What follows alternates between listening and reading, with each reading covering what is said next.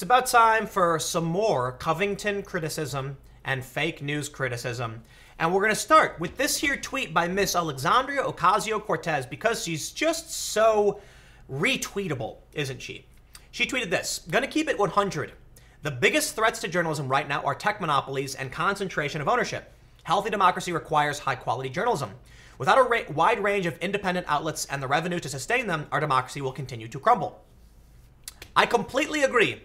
Completely. She then said, "Most platforms currently have zero incentive to disseminate high-quality, true information. In fact, FB paid for info tied to conspiracy theories on those demanding accountability. It matters. Soros was the first to get mailed a bomb last year." She then goes on, "The fact of the matter is the current monopoly trend is societally and economically unsustainable. We can't simply accept the cliche that journalism is dying. Journalism will only die if we choose not to fight for it. And if journalism dies, our democracy will die too." If you want to read more on the issue, she references someone else, but I'll say this. Well, Ocasio-Cortez didn't get overly specific. This is still 100% spot on. Facebook created a massive market domination for clickbait garbage on their platform. Okay, people started sharing on Facebook more than anywhere else. When I first got hired at Fusion, I was told by one of the marketing guys, Moms share more than anyone else, and anger elicits shares more than anyone else. Because Facebook was the dominant platform, they said all we have to do is target the middle class, the middle class moms on this platform with things to piss them off, and we will get clicks. That's what happened. If Facebook didn't dominate the market, more so than Google, more so than any other platform, Twitter doesn't drive traffic, these companies would not have existed. Somebody tweeted that the real problem is that these woke journalists are producing garbage news. That is a problem. However, they only ever got hired because rage bait worked.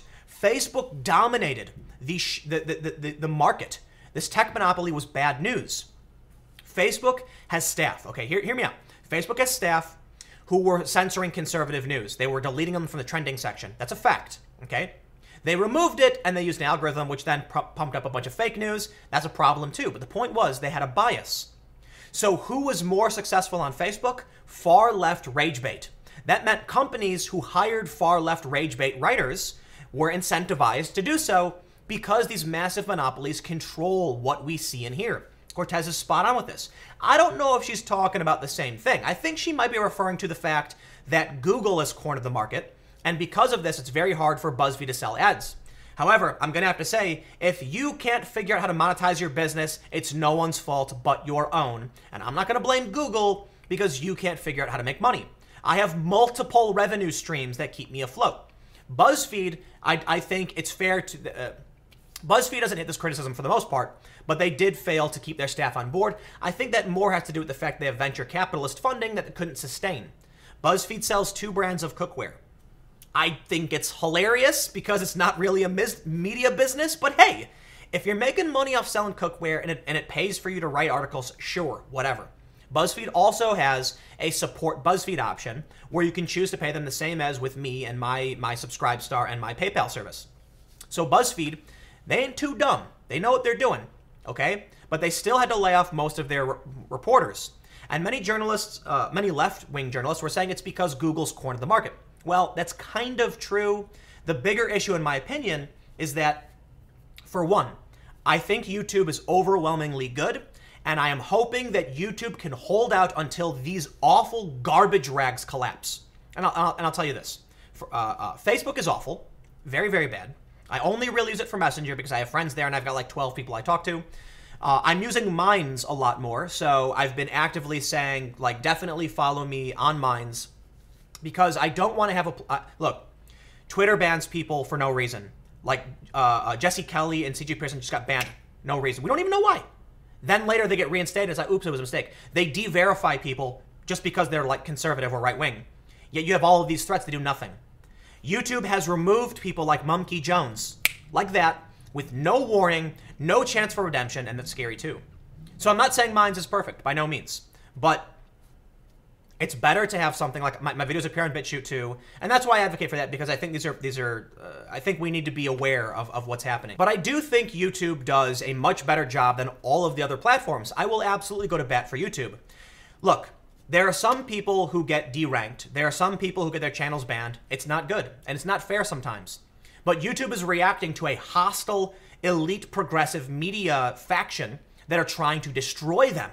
We can now see that narrative repeated by many of these journalists saying, Google's the problem, Google's why I got laid off. And it's like, look, I don't think it's great that Google has a monopoly, and I think something should be done about it.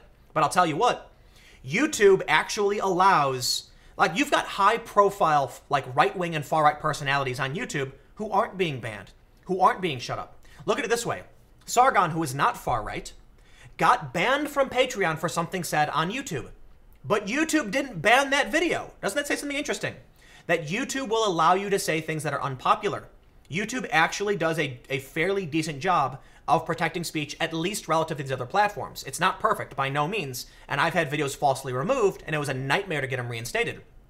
But I do think once the fake news from these media companies that are smearing people like me and other creators, once they're all gone, we're going to be okay. YouTube will probably start strengthening and protecting speech, and I really think that's the case, and I hope it to be true.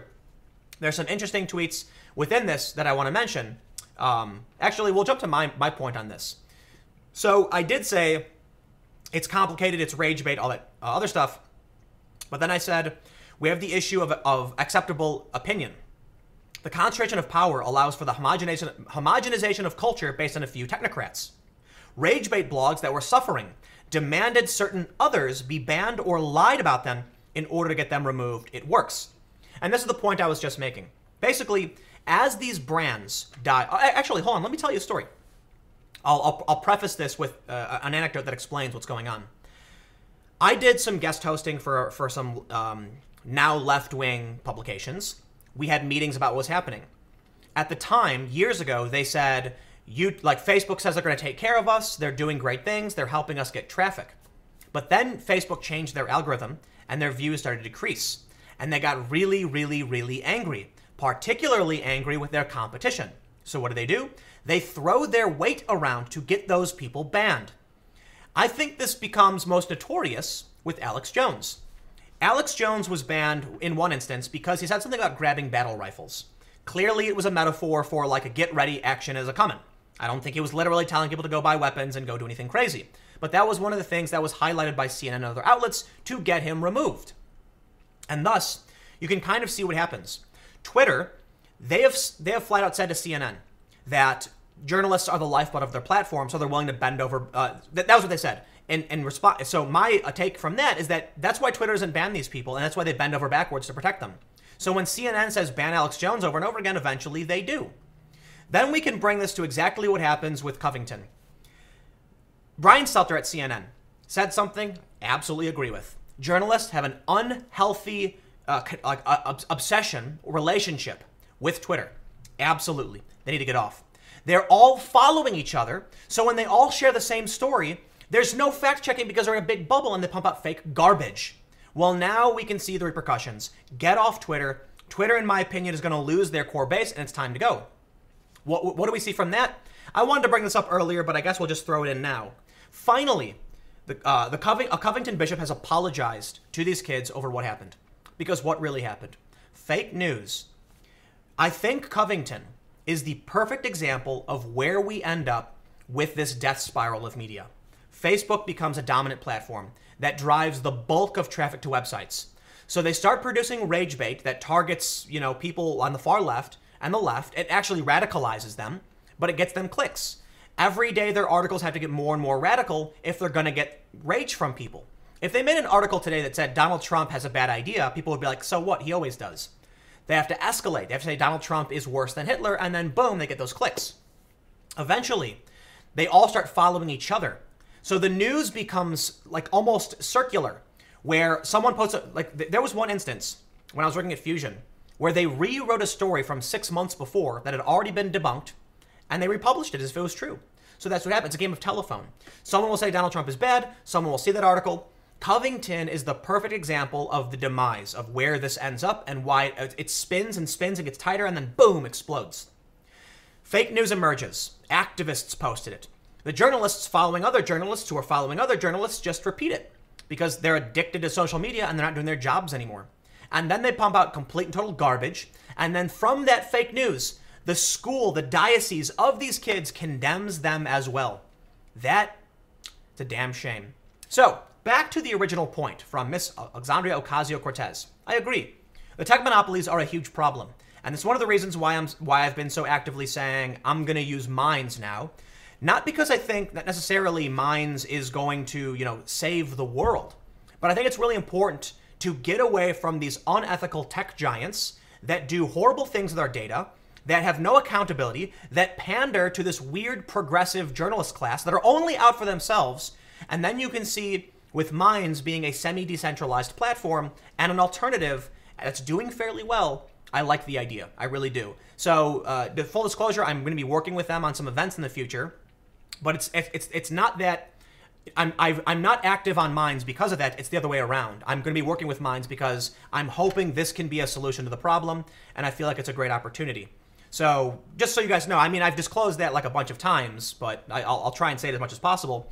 Ultimately, what I'm hoping, I've used their platform for the past 2 years, almost every single day, posting there, building up my following on Minds, because Twitter is trash. They don't care about you. YouTube is falling to the pressure of these far-left media outlets, and Facebook is just awful. They gave access to your private messenger.